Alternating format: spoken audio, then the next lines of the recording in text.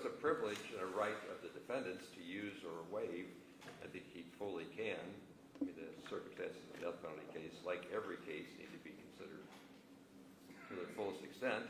So I'm willing to accept the waiver proceeds. We can reconstruct the record if we need. It's how you want to handle it. So I appreciate the fact you want to be productive when it comes down to it, Mr. Collins, Mr. Hayes. So we'll go ahead without it. I sent an email out where I outlined what I thought we needed to do today.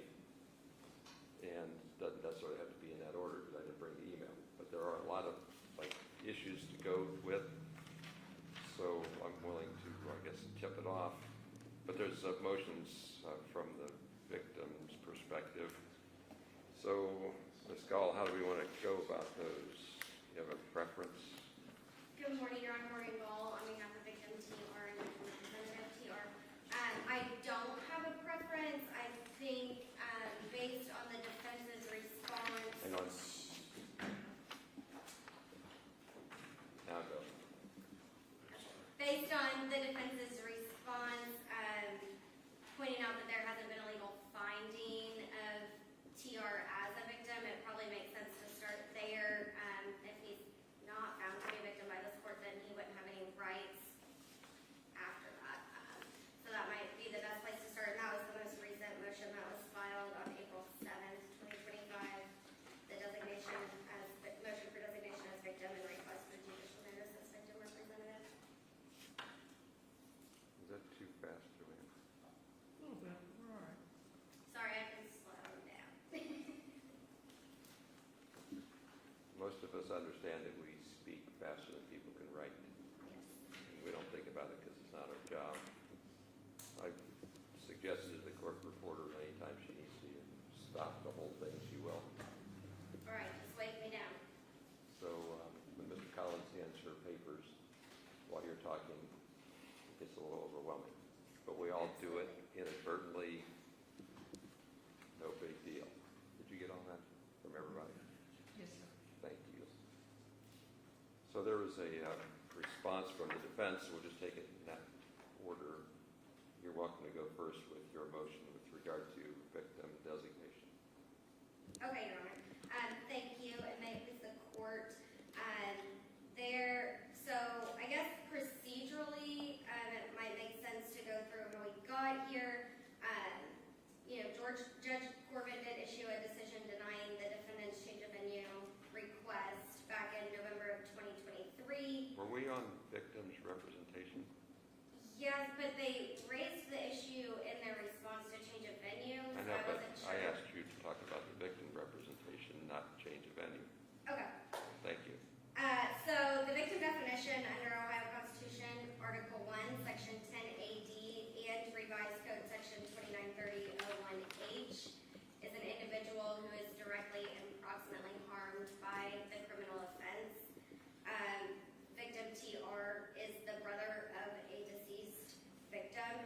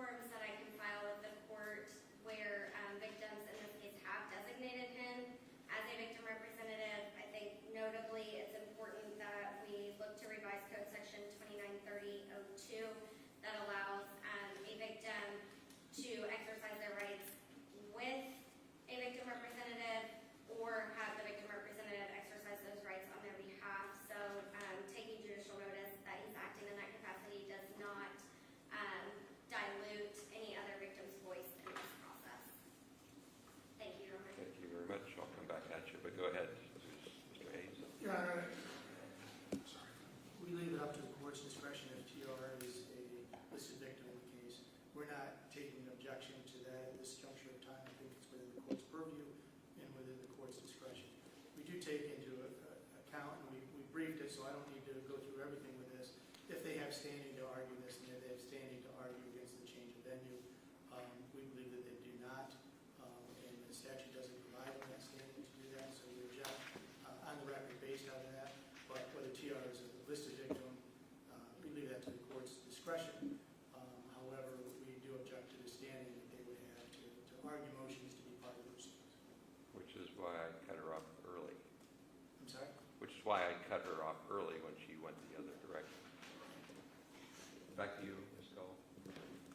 Your Honor, in response to standing, victims do absolutely have standing to assert their rights and challenge any denial of their rights. What are their rights? They have the right to be present, the right to be heard. Those are the two that are most prominent today. No. You don't get a budget. What are their rights? They have rights under the Ohio Constitution. I understand. Article What are they? Section 10A. You want me to list all of them? I don't have them in front of me, but they have the right to be present, the right to be heard, the right to restitution, the right to object to unreasonable delay, the right to fairness and respect for their safety, dignity, and privacy. They have the right to an attorney, but not an appointed one, and that's under the revised code section. I think that covers all the rights that I would assert here today. The three that we would be asserting here today are the right to be present, the right to be heard, and the right to dignity and respect for their safety, dignity, and privacy. Yeah, the right to confer with the attorney for the state. And I Yes. brought up previously that the state doesn't represent the victims. Correct, Your Honor, I would agree. Essentially, the state's attorney represents the state and talks to the victims, doesn't give them advice, doesn't owe them a duty, right? Correct. Now, if there's 10 enumerated rights, you did a fine job checking them off. Thank you. But to steal Mr. Hayes' thunder, I don't know that you represent the state any more than the state represents your client, correct? I do not represent the state. I am not a prosecutor.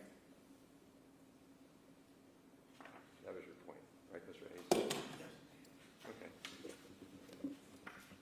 Is this the first request, Ms. Gall? Like, I didn't read the whole file. In this case, was there a previous request to designate TR as the victim's representative? No, Your Honor. I only brought that to the court's attention based on the response and the change of venue motion from the defense. Okay. Like, I only started this last June, so, and you got here after that. Yeah, I didn't come in until December, so But I'm behind. Like, in your experience, has there been a deprivation of your client's 10 enumerated rights? Your Honor, we appealed the change of venue decision from this court based on the argument that they were not heard at that hearing about how a change of venue would impact their right to be present. And the Fourth Appellate District said that the decision we appealed was not final because the venue had not yet been changed, and so they couldn't weigh in on anything else. Yeah, and they went farther than that, actually, to discuss what you're allowed to participate in, Mr. Hayes' standing argument. I'm just going to want to know if Ms. Canepa is going to cede you the right to talk about her objection to changing venue. So let's put you on the spot and let me know if you consider her now representative for the state to argue the motion that you oppose. Your Honor, yes. The state's interests align with the victim's interests in this. Yeah, but that's not the same as ceding representation. So I need to know if she's speaking on your behalf. Your Honor, I can answer that. I didn't ask you. I want her opinion because it's her turn to talk. I know you have opinion, but I need her position. I think it was, I think it's tricky, I guess, because this court has made it very clear that the state does not represent the victim's rights. And while I did make those arguments during the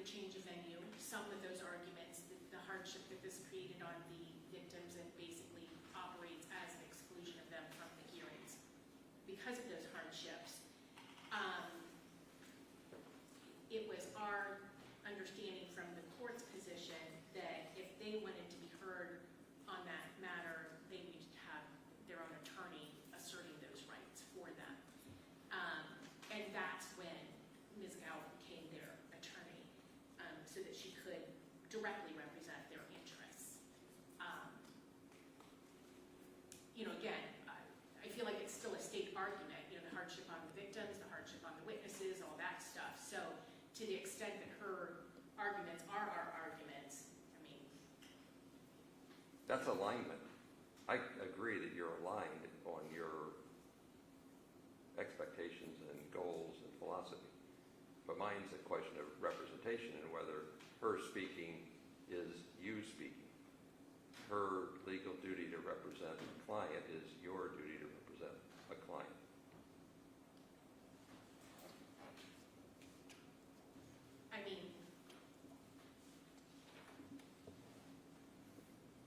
she's not appointed as a state's attorney, representing the prosecution of this case. But,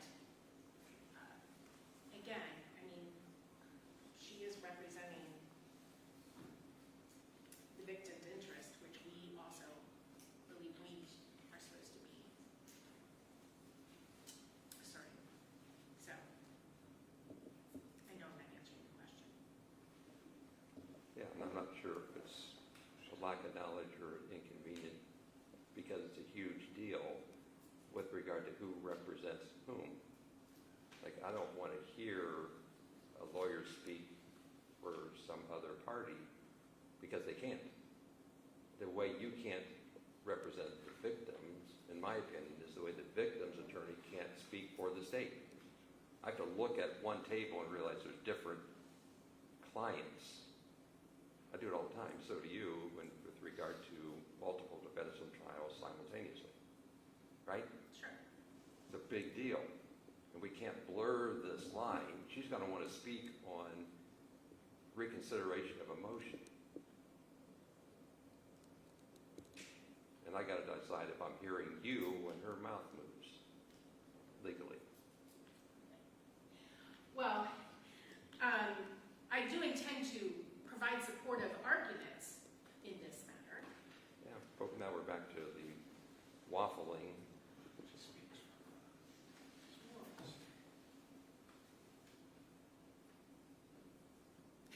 Go ahead. It's a first of all, like there's a lot of discussion in the judiciary about the new rights that are co-equal to the defendants because of the Constitution.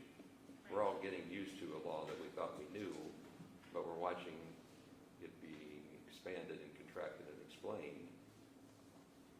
I put in my routine regularly now that the state doesn't speak for the victim, nor give them advice. And if they have the wrong impression, it's their wrong impression. There's no legal duty. No victim's allowed to sue the prosecutor for bad advice. Right. No, obviously Ms. Gal represents the victims in this case. That is Period. Only. period. It's a big period. It's a big only. Right? Would you agree? I believe so, yes, because there may be times where her position is different than the state's. Okay, I don't think this is hard, but it'll get hard when we start applying concepts. Yeah. And again, and that's what I was talking about, kind of that trick deck, because while I would be happy to carry the torch for the victims, this court has made it clear that I cannot. But in order for them to... No, the law makes it clear. I'm just Okay. delivering the law. Okay. It's not a delivering the message. discretionary item. It's a huge deal.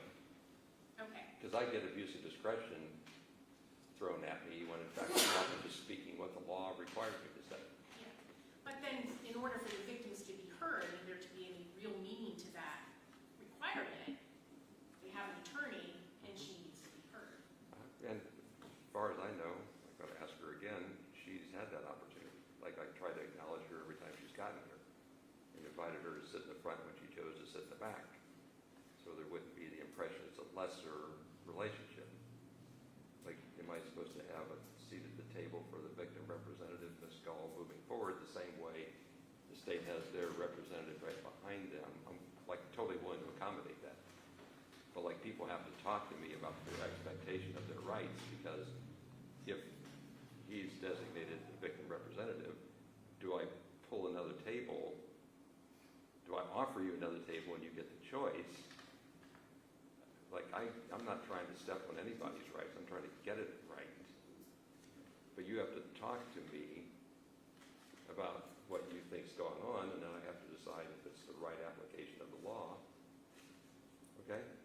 So like, run it through your list of things and understand is, do you want your victim representative sitting at council table or not, if I designated that? Go. Am I permitted to say? Yeah, go ahead. No, Your Honor, that's not something that I'm asking, and I don't think that's something that victim TR wants. I think you have to sit with the Yeah, family. thanks, that helps me. Mhm. But if in 4 months you came back and I never asked, and you didn't request it, I get second guessed. Your Honor, not by me in that circumstance. I would like to make a clear record on who I represent, though. I don't represent the state's interests. I have I didn't in my motion, my written motion, and I won't here today make arguments for the state. My sole purpose as the legal representative for victim TR is to make sure that his voice is heard, and the effects of a change of venue would implicate his right to be present at trial. There are hardships that the entire surviving family would see from that, and that's all I'm here to present today is that victim perspective. I don't think that there was an opportunity for that in the last hearing, and the appellate court stated in their opinion that appellant didn't ask for that. They weren't represented at that time. I don't think most victims would stand up and object in a courtroom in the middle of a hearing, and I think that's an unfair assumption or expectation on the victim. So all I'm asking is that you reconsider the decision you made with voices from the victims, specifically explaining to you the hardships that would be put in place by a change of venue. Equally unfair is for somebody sitting at council table to impute to the court knowledge of something that was never raised. And that's why I asked specifically, has there been an occasion where the court inadvertently or intentionally violated any of your rights, any of your client's rights, any victim's rights? Like, I want to know about it so I can not do it again, because nobody said anything, so therefore silence is acquiescence until the second guessing shows up. Like, it happens all the time. I don't find fault with it, but if it's judicial second guessing, like, I don't want to get hung with that again, ever. I want to learn. So that's the segue then, is if I designate a victim representative and we have an opportunity for a representative to speak, who do I ask to speak? The victim representative or anybody who's related and is a victim. Like, did I just lessen rights by designating a victim representative because I said there's one victim and the other 5 people that have a right to speak, in my opinion, now don't? So you want to chew on that since you did the segue? You Yes, want Your other Honor. people to speak, right? Yeah, so the law says that a victim can exercise their rights on their own or with a victim representative. So the law supports that all 5 of those victims in your hypothetical situation would be able to speak. Yeah, I'm going to The give that. point I'm going to of- give them that. Okay. Let's understand, I'm not trying to limit your rights. Okay. But I don't want you to inadvertently tie my hands by designating, asking me to designate, right? And then all of a sudden you find out that you closed the door that I didn't think should have been closed, and I'm stuck with it. So I don't intend to limit anybody's rights. At the sentencing hearings, people spoke their minds forcefully and appropriately, right? And we're going to do that as long as it's appropriate. I just don't want you to inadvertently limit what I think is appropriate. Yes, Your Honor. Okay? The Yeah. victim's rights request form allows victims to designate a victim representative, and that victim representative can receive notice on behalf of them. Talking about this. Yeah, Right. so that would be my argument submitted, is that even if this court did take judicial notice as that TR is acting as a victim representative, that doesn't tie anyone's hands as far as the rights that other victims can exercise on with him or on their own. The problem with forms is they imply things they don't mean to imply. Because here they list a victim, singular, and then below it they say victim representative, which I think means an advocate or a lawyer. Like, I'm not intending to eliminate anybody's rights, but if the defense hears a lot of things that they think are damaging and wants me to say they don't qualify as a victim, then I got to get my hands wrapped around what you asked for and whether they're right. I don't have this form. You have a victim rep. They get one very damaging statement, not 5 or 15, right? Like, I don't tend to be narrow in my application of victims' rights. But if you close and tie my hands, then that's on you, not on me. That's the whole concept of invited error. Yeah, Still. strategy, right? No, it's not strategy rights, it's substantive rights. Okay, It's because you represent TR, right? yes. Well, what about all those other people? Do you represent them? I don't have an engagement letter with each victim in this case now. See where this goes? Like, But who's the next he victim? That's why I'm asking that this court take judicial notice that he is representing the interest of Well, I many think so. victims. I think all of the victims in this case are in alignment with, moving this case forward and hopefully achieving justice, I think is. But if they're not aligned, how many victims, lawyers do I get? 5, if there's 5 victims? Well, I only 9? know of 3 in the whole state, so I don't know if you get 5 or not, we have to find some more, I'm not finding them, but they have the right to get their own. right? Right? Yes. Alignment's a really cool thing until it's not. Correct. But I think as long as they are in alignment, a victim representative can voice that alignment and that interest on behalf of many individuals that are unable to attend each and every hearing for whatever reason, whether it be health, school obligations with the orphaned children, and I don't want to get into an argument. No, I'm not this is supposed to healthy get into. discussion. Like, Okay. this isn't argument. Okay. It's argument, but it's not argumentative. Right. I That's let what Miss I meant. Canepa, I I let didn't Miss know. Canepa come at me. Okay. And some people thought it was like disrespectful, when in fact I found it engaging. Like, she raised her voice, but I wasn't offended because it was a heated, passionate issue. Like, would I let her do that again? Yeah, as long as she was professional and like engaged, didn't take it to a personal level, and she didn't. Like, that's that's what we do in this room, right? If you don't have like a firm conviction in your position, just get out. Just don't demean the judge or the system or take it personal, and we'll all get along fine. We're all on the same page. Wait till you have to tell one of the family members that you can't listen to them because it's not consistent with your client's position. And good luck figuring out what to do, because Ms. Canepa faces that, Mr. O'Brien faces that risk all the time when they have to figure out who they listen to when they're just giving information, right? Been there, done that. I got this t-shirt. I got the scars on my back when the victims turn on the prosecutor. We just sort it out. Like, if anybody says easy today, they don't understand what we're doing. Okay, do you have anything else on the victim representative issue?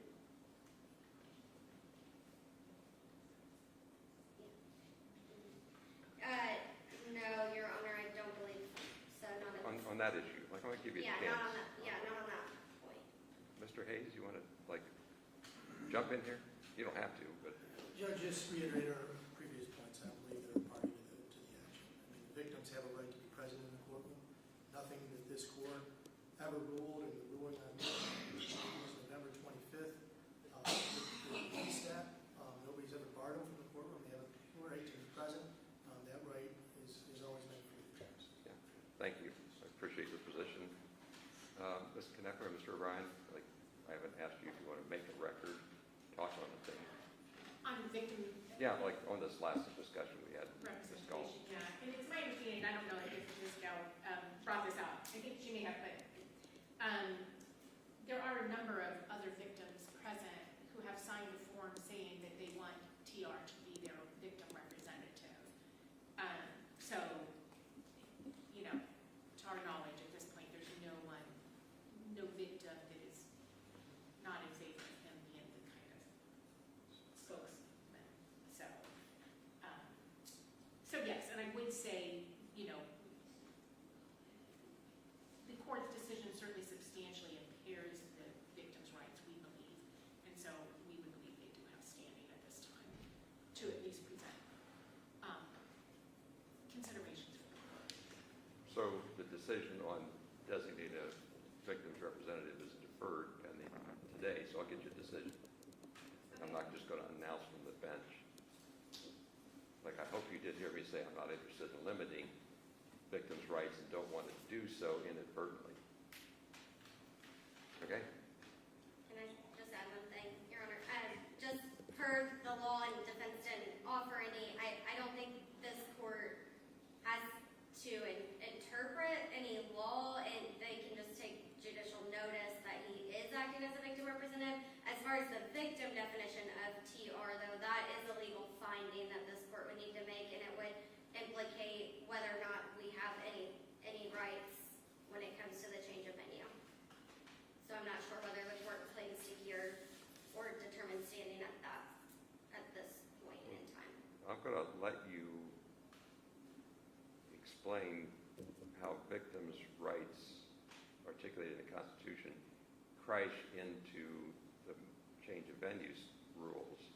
I'm going to let you argue that. Okay. I'm not going to concede that you have the right to. That's the standing defense the defense put up, right? Correct. And if I find you don't have standing, I just ignore everything you said, necessarily. But if I don't hear it, I don't know what I'm doing wrong. Right? Like, there was a pretty good argument with regard to, not agreement, oral argument with regard to whether change of venue is appropriate or not. I wrote a decision. Everybody's welcome to like it or not like it. It's not the job. But then I apparently didn't hear enough of your perspective. So I'm going to hear some more of your perspective, which does not imply anything other than I want to hear. There's a motion, but it doesn't necessarily imply that you have standing. Just want to know what I don't know. Make sense? Yes, Your Honor. Have at it. Okay. So just procedurally, I think it makes sense to make a clear record of how we got here. In November of 2023, Judge Corbin issued a decision denying the defendant's change of venue request without prejudice. In September of 2024, the defense filed an amended motion for change of venue before this court. After Judge Corbin had retired, the state filed in opposition. An oral argument was held on October 7th, 2024. There were victims present. This court did identify that on the record. This court also identified that the state doesn't represent the victims, and the state very briefly said that the victim's right to be present and interest in attending the trial would be affected by a change of venue. I, as legal counsel for victim TR, filed a notice of appeal that was then dismissed because the decision from this court did not identify the venue. It said it will change the venue and identify it at a time appropriate. So based on that, it was a lack of a final appealable order. And then this court instructed a briefing schedule saying that victim TR should submit any documentation or support in regards to change of venue. And that is when victim TR filed a motion for reconsideration of the change of venue. So do you want to put evidence on or just your argument proper? So I do not have one of the victims that would like to be heard here today due to school obligations with the orphaned children. So I have 3 statements that I would like to read into the record and submit as exhibits. I did notify the defense of that. I'm not sure whether there will be an objection or not. Good to know. What do you think, Mr. Hayes? Judge, one, I'm not sure who these letters are even from, if they're from TR or from some other parties. We've never seen the letters, never been provided the letters. Just briefly before the hearing today, indicated she had some letters, wondered what our position is. So at this point in time, we would object. So you want to recess? Yeah. Okay. Do you have copies that you might be able to show? I do, Your Honor. I have 8 copies of each for the court and defense and state. So are they like marked with numbers? Not as of now. I can identify them as exhibits if the court would like. Oh, I don't like to, I have to. If you're getting ready to introduce to the record something the court reporter needs to be able to identify, so call them victim 1, 2, 3 or victim ABC or whatever it is you want. Put a date below it. They are each dated as letters, April 25th, 2025, but I can write the date on here too. That'll work. Okay.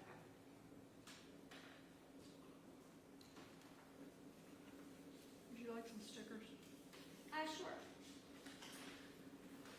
So let's take a recess, standing break. Don't run away off the record. Thank you, Your Honor.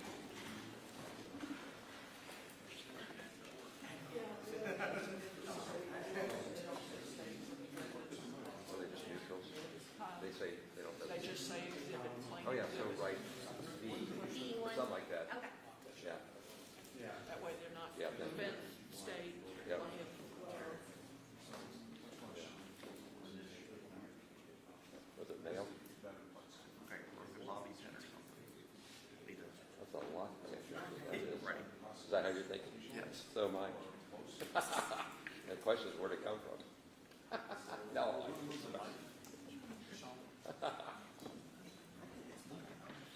I don't know how great it's look here. Too many spy movies. Yeah, no, right. Yeah. Whether here, where Yeah. they're at, regardless, it takes about 6 seconds to get out of the Oh, that's right. Yeah.